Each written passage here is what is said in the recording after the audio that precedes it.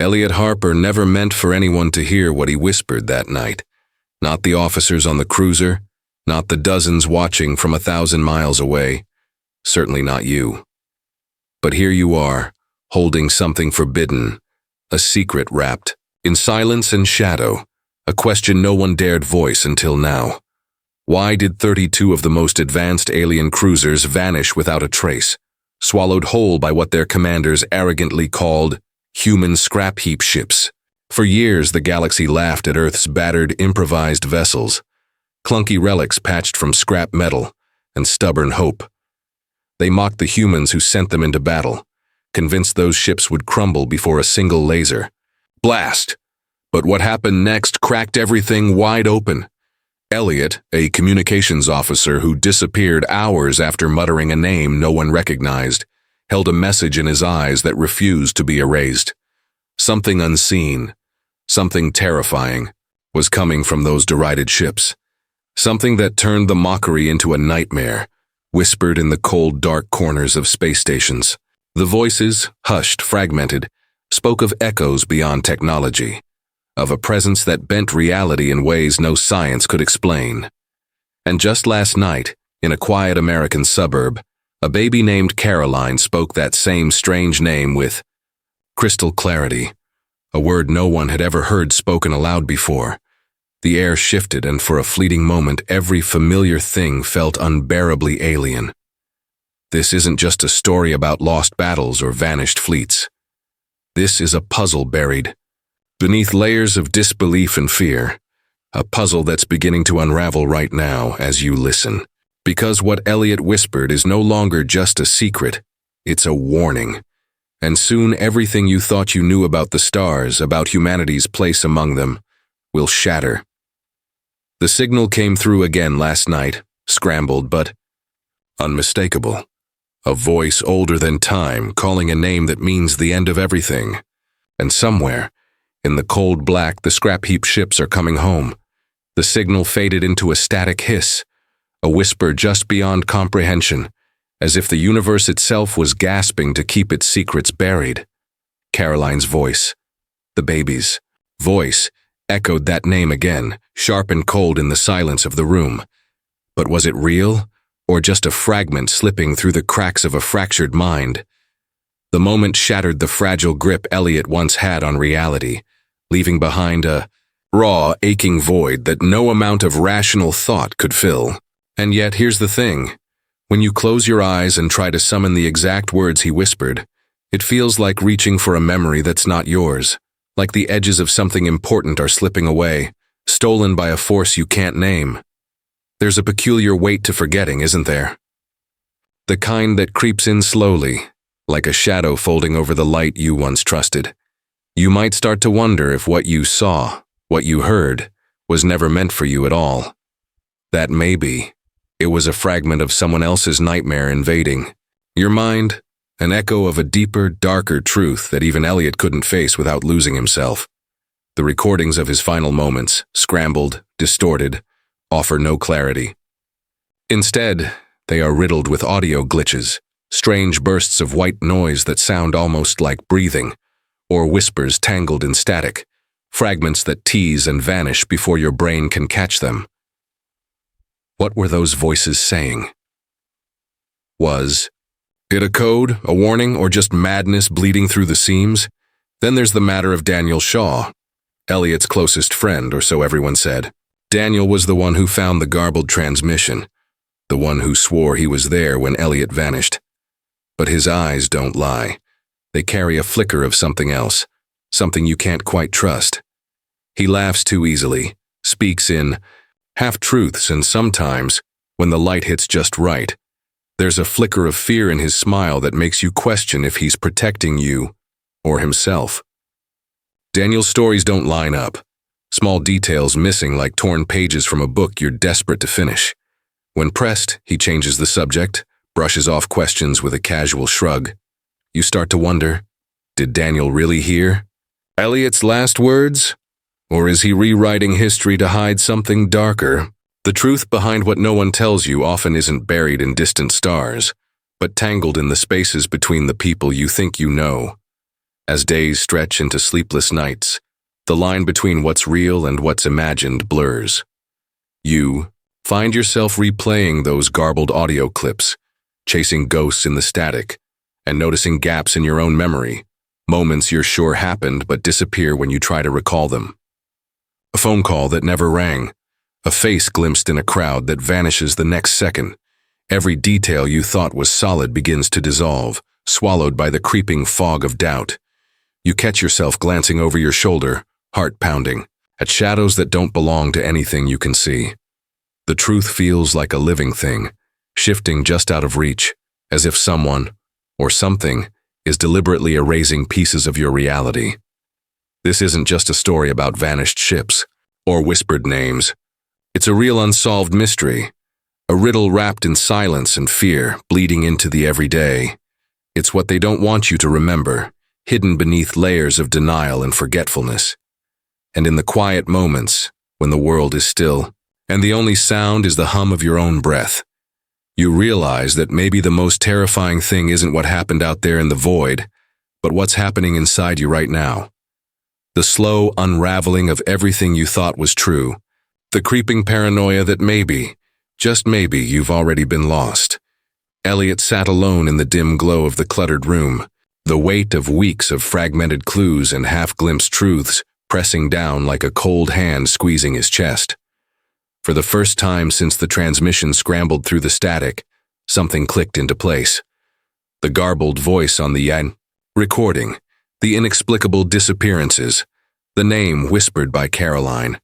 It all seemed to line up, pointing toward a hidden truth buried beneath layers of confusion and noise.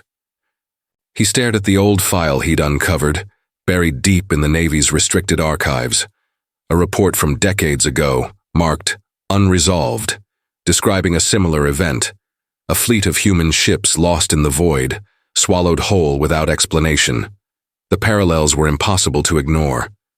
The past and present were echoing each other, a memory glitch stretching across time like a slow pulse, awakening something long dormant. The details were chilling. The report told of a quiet town, Harper's Hollow, the name carved deep into Elliot's mind, the same place Caroline was born. There had been strange disappearances, voices caught on static, people vanishing after murmuring names no one dared repeat. The military had called it a containment breach, but the file hinted at something more, something darker. Elliot's fingers trembled as he traced the words. The mystery was uncovered, or so he thought. He believed he was finally grasping the truth behind what no one tells you, the truth that had been veiled behind layers of disinformation and carefully controlled silence. He convinced himself that the fleet's loss was no accident, that an unseen force had been quietly watching, testing humanity, waiting for the right moment to strike or to speak. But then came the detail that shattered everything. Buried in a footnote almost overlooked was a mention of an incident in Harper's Hollow years before the first fleet vanished. A child had disappeared, not just vanished, but erased.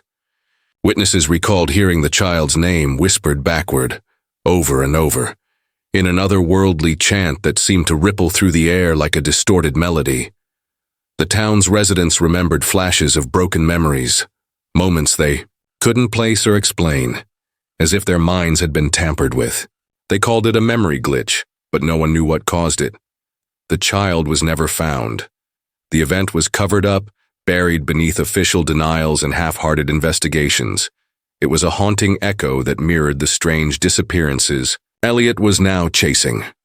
As the weight of this revelation settled, Elliot felt an unshakable unease twist in his gut, a subtle but persistent presence pressing in from the edges of his perception. It was there in the silence between the static bursts, in the faintest breath of sound that didn't belong, like a watching eye just beyond the veil of sight. This force was not just out there in the void, it was inside the very fabric of his mind, lurking in the shadows of forgotten memories and suppressed fears. It had been watching from the beginning, patient and relentless, shaping the narrative while remaining unseen. The lines between what was real and what was fabricated blurred. Further, Was this presence a guardian, a tormentor, or something neither? The answer slipped through his fingers, always out of reach, like a half-remembered dream dissolving at dawn. Then came the night when Elliot's phone, silent for days, buzzed with a message that chilled him to the bone. A single word, typed, in a font he didn't recognize, glowing faintly on the screen. It was the name. The same name Caroline spoke, the name whispered backward in Harper's Hollow decades ago. The text was followed by a picture. It was a photo of Elliot himself, taken moments ago from an angle no one should have been able to capture. The room was empty except for him. His breath hitched, heart hammering as the line between watcher and watched dissolved completely. Everything he thought he knew about the mystery, about himself, unraveled in a dizzying instant. He realized he wasn't just following the story. He was part of it. Part of a cycle no one wanted to admit existed, a loop of memory and fear engineered to keep the truth hidden. In that moment, the story he believed was uncovered shifted violently beneath him. The lines of reality warped, twisting the narrative, until it no longer fit the pieces he'd gathered. The mystery wasn't just about lost ships or vanished voices. It was about the fragility of memory itself, the fragile thread connecting past and present, truth and illusion. You're not crazy. They lied to you. And the thing watching in the shadows wasn't waiting for an invasion. It was waiting for you to forget you ever saw the story unfold. To erase you, just like the child from Harper's Hollow. As Elliot stared into the dark, the message blinking silently on his phone, the whole story rewound in his mind like a fractured reel. Every whispered name, every glitch in the recording, every missing detail. Suddenly, nothing was certain. The narrative fractured, begging for a rewatch, a reevaluation, and a question that now burned with urgent clarity. Was the truth something he could ever truly grasp, or was it just another lie written into the cracks of a fragile human mind? There's a peculiar kind of silence that settles over a room when the weight of hidden truths presses down too heavy to ignore, like the air itself is holding its breath, waiting for something to break the surface. Elliot wasn't alone in this. Somewhere, just beyond the edges of his fractured perception, others existed. Others who had glimpsed the same fragmented reality, who had been pulled into the same tangled web, their minds quietly tethered by invisible threads no one else dared acknowledge. The truth is, the story had been unfolding not in isolation but as part of a larger, more insidious design.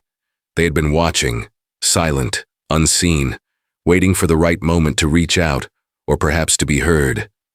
The cryptic messages began as faint disturbances, static shadows in the edges of vision, odd patterns appearing in places where logic shouldn't allow them to exist. Elliot found them at first in the margins of his research.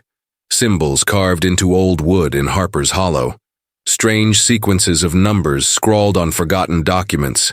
Eerie glyphs pulsing faintly on screens long after he'd powered them down. But it wasn't just him.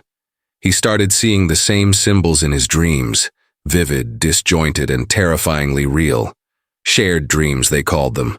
Dreams that felt less like sleep and more like a strange communion, where faces he didn't know, voices he couldn't place, reached out through the haze, whispering fragments of warnings and fragments of truth. And those dreams were not random. They were encoded. Messages meant only for those who had begun to unravel the layers. Messages that screamed, "You were right all along."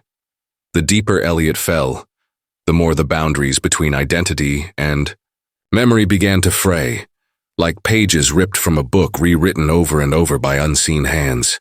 Who were these others watching alongside him? Were they allies, victims, or perhaps something more elusive? The viewer, too, felt the creeping pull, as if the screen itself was a window into a conspiracy that stretched far beyond a single man's. Madness. Every glance at those cryptic symbols, every pulse of the hidden code drew the audience closer, making them complicit, drawing them in until the distinction between observer and participant blurred. It was as though the story was no longer just a story, but a trap, or a test. What the government never released had been hiding in plain sight, cloaked behind layers of denial and disinformation. But the evidence was leaking out, piece by piece. in found footage from 20 years ago, in voices that wouldn't stay silent. Then there was the observer, the third perspective that shifted the entire narrative like a prism refracting light into dizzying angles. This was someone outside the chaos, watching it all unfold with a detached clarity that unsettled more than it comforted. Unlike Elliot or Daniel, this observer spoke rarely, cryptically, their words dripping with a quiet urgency that seemed to pierce the fog of lies and deception. They hinted at forces far older and more calculating than human memory could hold, beings or ideas that didn't just manipulate what was seen, but rewrote what was remembered, who were less interested in the ships lost in space than in the fragile psyches tethered to their stories. They were the shadow lurking behind every missing piece, every suppressed memory, the unseen hand pulling strings from the darkness where no light reached. This third voice blurred the lines between reality and manipulation, forcing the audience to question everything. If memory itself was unreliable, if identity was a construct susceptible to erasure or rewriting, then who could say where the truth truly lay? Was Elliot the victim, the pawn, or the architect of his own unraveling? And the others, those shadowed watchers, were they allies or just different faces of the same force? The deeper the story sank into its own layers, the more it became clear that the danger wasn't an external enemy or a simple cover-up. It was the very structure of perception, the fragile mind's battlefield where control was the prize, and forgetting was the ultimate weapon.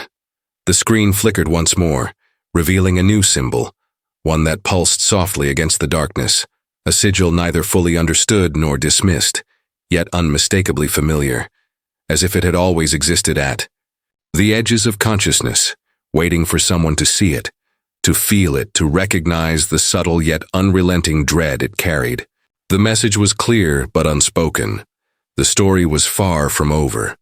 In fact, it was just beginning to reveal its true depth, its true reach. And now, with eyes wide open, with memories flickering on the edge of collapse, the only certainty left was the chilling realization that the watchers were watching, and the question was no longer if the truth would come out, but who would survive it when it did.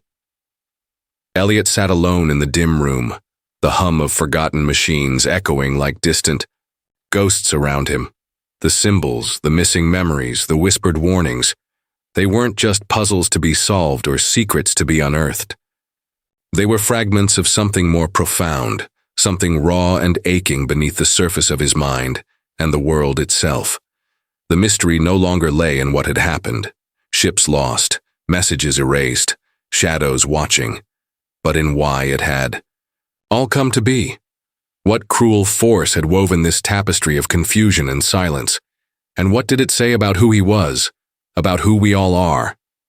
In that moment, Elliot felt the unbearable weight of the question settle deep inside him, like a stone, sinking through layers of certainty into the darkest, most vulnerable parts of his soul. The truth was not some external revelation waiting to be uncovered. It was a reflection, a mirror held up to the fractured, fragile essence of humanity. Our desire to understand, to control, to find meaning amid chaos. Our fears of being forgotten, erased, or misunderstood. The spaces between memory and reality were not just battlegrounds for knowledge. They were the very places where identity trembled and sometimes shattered. A quiet, painful confession escaped his lips, barely more than a whisper, as if saying, "The loud might fracture him completely. Maybe I was never meant to find this. Maybe the truth isn't a cure but a curse." It wasn't despair but a fragile kind of clarity, an acceptance that knowing could destroy as much as it could save. He realized that the path he had followed, the unraveling of secrets, was not a journey to some final answer, but a confrontation with his own existence, with the unbearable questions that lurked in every heart.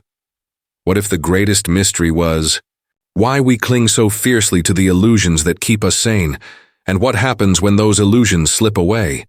The room seemed to breathe with him, each flicker of the pale light a reminder that this was no longer just a story of lost ships or shadowy watchers. It was a story of loss and longing, of how the human spirit grapples with the unbearable weight of its own impermanence. Elliot's choice hung heavy in the silence before him. Embrace the shattering truth and risk losing himself to the abyss, or retreat into comforting darkness, leaving the puzzle unsolved but his mind intact. It was a choice with no clear right or wrong, only the raw, trembling edge of what it means to be alive. As the walls closed in with the haunting realization that some doors, once opened, can never be closed, Elliot's voice broke the silence once more. Softer now, but no less urgent. Maybe the mystery wasn't meant to be solved by me or anyone.